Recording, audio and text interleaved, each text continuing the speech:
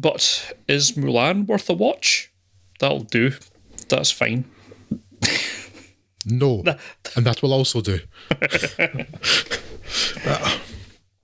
One of these days I will actually just Just leave it at that. film that's bad, say no, and stop, and actually be able to stop myself talking for the next 15 minutes solid with my notes. Today's not that day. Sorry, folks. Even before seeing it, Mulan comes with several problems.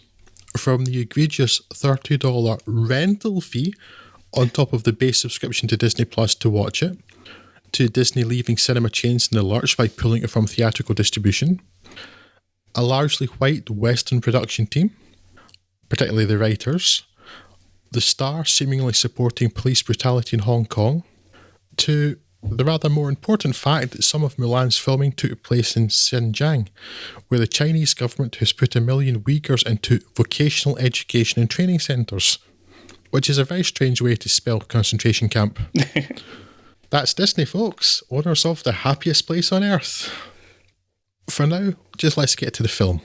A live-action remake of sorts of Disney's own 1998 animation, Mulan is based on the 6th century Ballad of Mulan, which tells the tale of a young woman called Hua Mulan who disguised herself as a male soldier in order to fight in the imperial army. Here, northern China is threatened by an invasion of Rourans, led by Bore Khan, Jason Scott Lee, which I assume would be our current Prime Minister's warlord name. He is helped in this by Gong Li's Jingnan, a shape-shifting witch who has allied herself with the Khan so that she can receive the reward of living in a society where she isn't persecuted for her powers. Though the film seems to avoid asking the question of why she just doesn't conquer China herself if she's that powerful. The Emperor, a horrendously wasted Jet Li, whose role almost entirely consists of, right, sit here in this silly chair for a while, orders conscription for the army, and when the officers enforcing the decree visit Mulan's village, she pinches the armour and sword of the only male in her family, her disabled father, played by Chi Ma, apparently now the Chinese every dad, and off-skis to the command of Donnie Yen's Commander Tung, passing herself off as Hua Jun, a male soldier.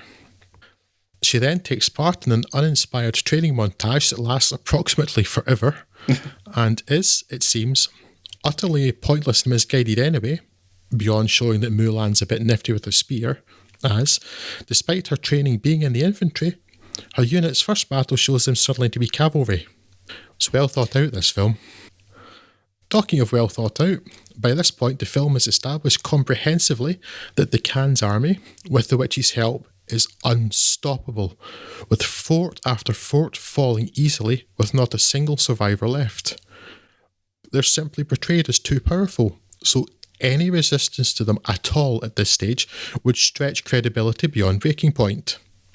Naturally, Mulan's squad of infantry-trained cavalry fight them to a standstill. Then Mulan shows off her general-level military nous by tricking the Rouran army, apparently unfamiliar with snow, despite coming from a place with snow, into bringing down an avalanche upon themselves, which looks every bit as stupid as that sounds, and is clearly just there because it's in the animation, or so I believe. But it doesn't matter, because it was all a diversion, and now the Emperor is in danger. And Mulan, just kicked out of the army for being a woman, is now kicked back into the army to lead it, despite being a woman.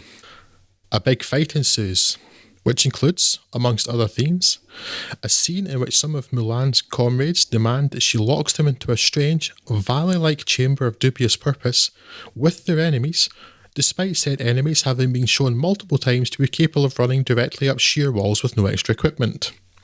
It's all so stupid and so very, very dull, with the filmmakers clearly being concerned with looks above anything and everything else. And undeniably, Mulan does look good, but in a very sterile way. Everything is colourful and beautiful and pristine and empty and therefore horrible and free of any substance. The ridiculous grandeur of the imperial palace might invite a social commentary, but there's no reading of social inequality in a feudal kingdom when the village of the farming peasants is also pristine and their clothes perfect and beautiful and riotously colourful. Beyond it looks quite nice sometimes, there is absolutely nothing to commend Mulan. The performances least of all. Donnie Yen is terrible. Gong Li is terrible. Jason Scott Lee is particularly terrible. Though to be fair, he is given the absolute worst of the insipid, woefully basic dialogue. And Ji Fei Lu, in the lead role, is one of the least charismatic performances I've seen in a good long while. Even the action is insipid and uninspired. Many scenes, particularly in the finale, use a lot of the style of the wuxia films with which many are familiar, but without any of the flair or style that you would expect to go with them, and not an awful lot of skill either, and certainly no sense of fun. And I haven't even gotten into the bizarre choice to take the Chinese concept of qi and basically turn it into the Force, let alone its stereotypes of ancient Chinese culture. No wonder it's bombed in China. Absolute pish. Avoid. Yes, I did, so I'm not going to add too much to that with you. Nothing about either the genesis or promotional material for it sounded in the least bit attractive to me, so it sounds like I made probably the correct decision on that front. Oh, yes, you did. It's awful. No, I've said them enough. It's rubbish. Don't watch it. Yes. Don't give Disney your money.